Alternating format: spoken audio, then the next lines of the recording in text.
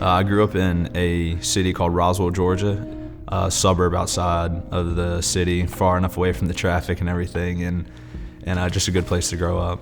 Yeah, a really big family growing up. I was one of 6 kids, 3 brothers, 2 sisters. I'm the baby boy and the 5th out of 6 on the line. I loved having the support system and just the overall competitiveness of my brothers and sisters is what shaped me today. I mean, saying yes ma'am, no sir, and making eye contact from a young age was probably the very first thing I can remember, please and thank you as well. And that was something that I didn't really understand at that age. I mean, I'm going into kindergarten and I'm having to keep eye contact with my teacher whom I can barely see.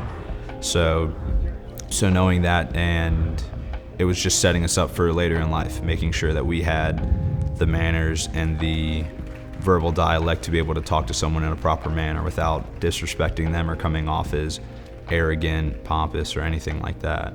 And then also good grades. Grades were always first in our household. It was something that we weren't allowed to have bad grades and play sports. It was good grades first, sports after, because at some point your body's gonna break down. You're not gonna be able to play sports, but hopefully you always have your mind, you always have your intellect, your intelligence to where that can take you to college if sports don't work out.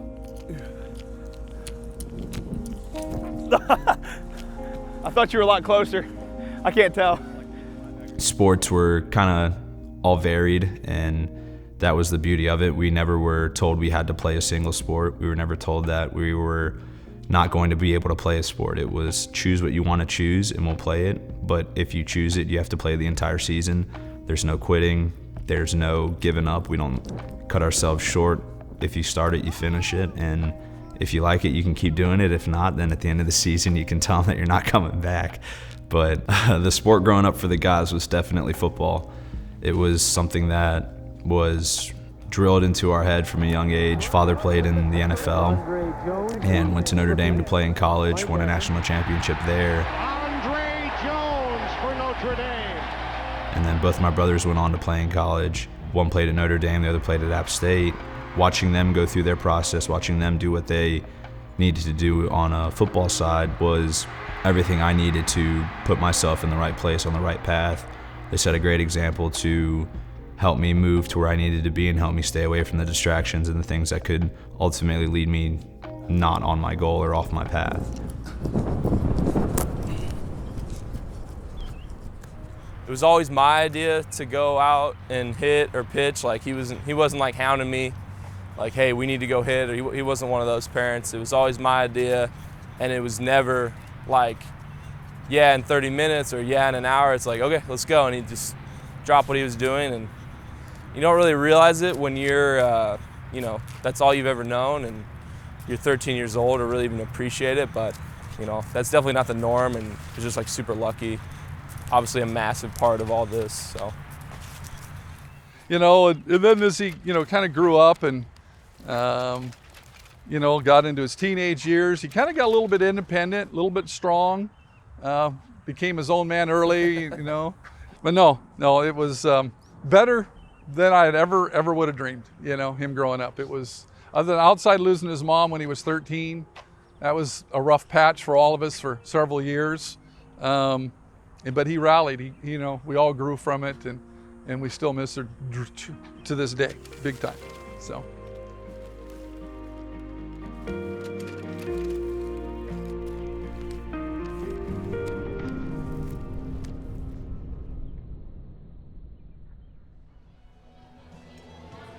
Club of choice.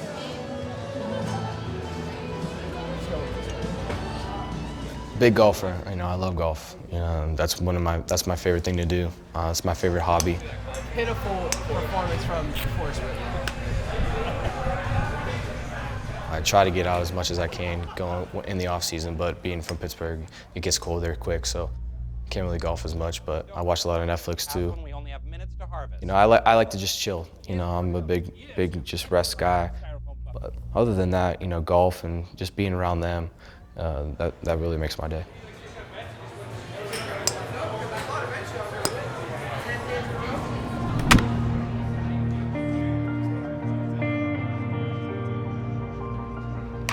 All my tattoos really are from my grandparents who passed away. I have one that's really for me, loyalty. I take a lot of pride in that.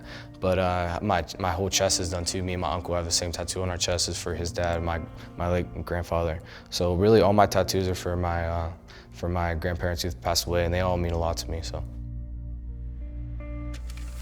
Yeah, I was really close with them. You know, whenever my parents would go to work during the day, I would always go there. Me and my sister, we would always go there. So we spent a lot of time with them. When they passed away, you know, that was a really tough time in my life.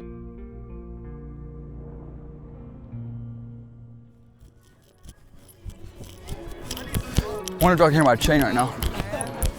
You have 2,000 followers? 2,000. One day you'll catch up. I'm gonna struggle keeping the ball in the yard today. Are you not throwing today? Yeah, I need to throw. So sports was brought into my life, you know, from a very young age. I think I started playing baseball around 2 or 3. Both parents played sports in college. My mom played 2 years of basketball, and my dad played 1.5 years for pro ball, and then he coached ever since. He wasn't necessarily like the coach of our team. He would help out with some practice and stuff. But I think like he didn't want to be the guy who was, you know, daddy ball, and I don't think it would have been that way anyways. He was, you know, pretty hard on me from the start.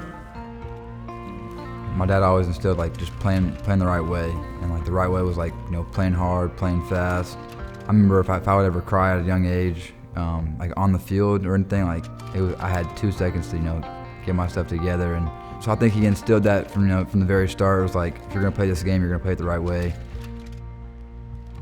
My dad would work nights before they got divorced, and so I was always with my mom. And I think that's why we're so close, because we're just always together, and we don't ever bump heads or anything. And you know, I have a high respect for her ever since I was little. She's honestly one of my best friends as well. Yeah, me and my mom we're probably different than most mother and sons, but any chance we get, she'll come up to see me, and you can guarantee I'm probably getting a haircut that weekend. Usually get my eyebrows done, and then we'll go get a pedicure together.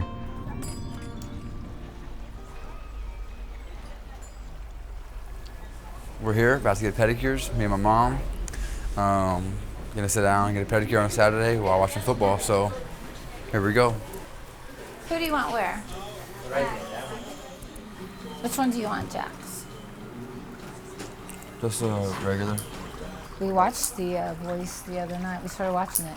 Guess Adam Levine's out. He was the Energizer Bunny growing up. He would go nonstop. Never sat down, hardly slept. We're morning people. And just a good kid. He's an only child, but you'd never know it.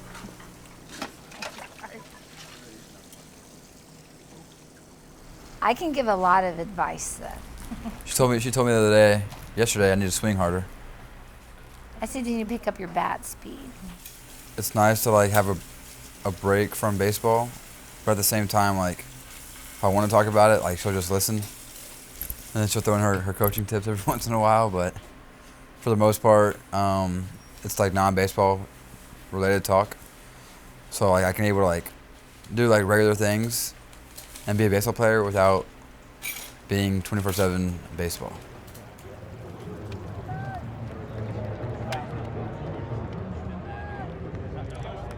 Growing up, my dad, had been plenty of people who played in the NFL, played in professional sports for a while. The people that we had coming through our house growing up, I looked at them as just people at first. Like I didn't even really know about their profession. Like Jerome Bettis was like a good family friend of ours. People look at it as like the bus, like an absolute monster on the field, and I'm looking at him as just a buddy of my dad's. Being exposed to that from a young age, and being exposed to not treating somebody differently based off of stature, based off of class, based off of power, it's able to humble you.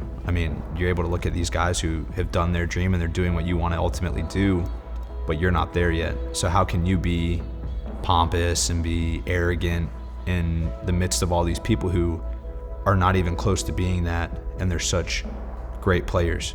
So having that in your own family in your own close inner circle of constantly being brought back to reality, constantly being humbled, constantly being reminded of why we're playing sports. It's not so we can get a bunch of money and be famous and do all this. It was for supporting our family and making sure that our mom was taking care of it first, and bringing that idea of family and support back into everyday life, instead of just, I'm going after the money, I'm going after women, I'm going after fame, but it's like I'm going after this for my family. Striking position, his offense goes to work and bowls is stuck hard that time by Andre Jones. Andre Jones has to be the playmaker on this defense. He's 6'4", 220 pounds. My dad passed away going into my freshman year of high school. My dad, like to me, was a big teddy bear. I mean, he was 6'5", big DN middle linebacker. But you talk to him and he was a guy that wanted to make you laugh, wanted to have a good time, always had a big smile on his face. And a guy that if he had $10, he'd give you $9 so you could get a meal. And he would figure out a way to eat for himself, or figure out a way to make sure that we were taken care of. With the rush, Andre Jones on the sack. I mean, he was a character and a half. I wish people that I know now could meet him. I wish that he could see where I am now, see what I've done, and the impact that he had on my life was unbelievable. I mean, I had him until I was 13, and in those 13 years, I've learned more life lessons that he explained to me when I was younger that I didn't understand until I was put in that situation later in life, that it still impacts me today. He loved us more than we knew that he did. He made sure that we knew we were loved every day. Every time I saw him, hey, you know, I love you, right? And just things like that make you really put into perspective on what's important. The one thing that will always stick with me is just how much he loved being around his family and his friends, and how much he just wanted the best for you.